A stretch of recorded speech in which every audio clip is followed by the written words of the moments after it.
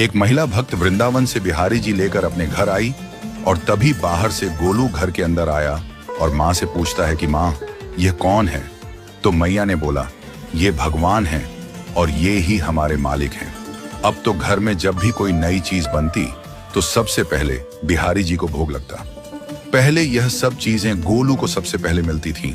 इससे गोलू बहुत छिड़ने लगा और मन ही मन ठाकुर जी को कोसने लगा।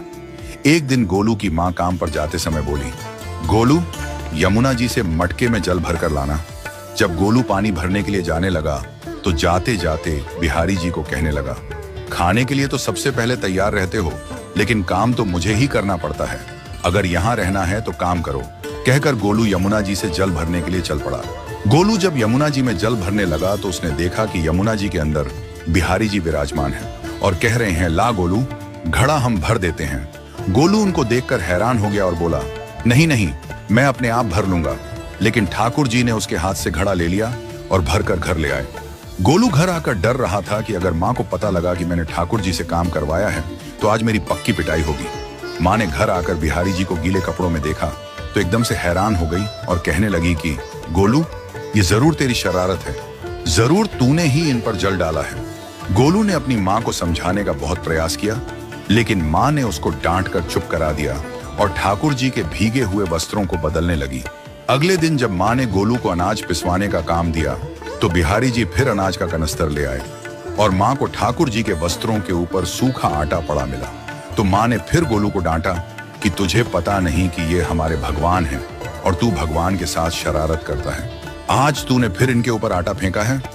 तो गोलू शपथ लेकर कहने लगा, नहीं माँ, मैंने कोई शरारत नहीं करी है। ये तो मेरे हाथ से गेहूं का कनस्तर लेकर खुद पिसवा कर आए हैं। गोलू की माँ आज बहुत गुस्सा हुई। अगले दिन फिर माँ बोली, बेटा गोलू, आज तुम्हारे बाबा बाहर गांव से वापस लौट आएंगे।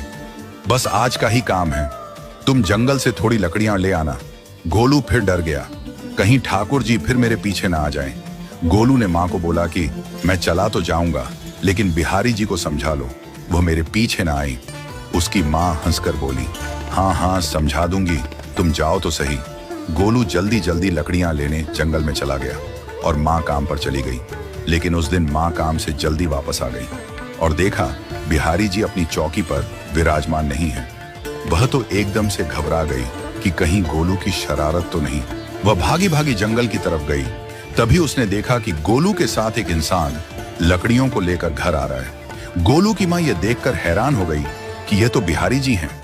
ये क्या हमारे भगवान हमारा काम कर रहे हैं? इसका अर्थ गोलू ठीक कह रहा था। वह जल्दी जल्दी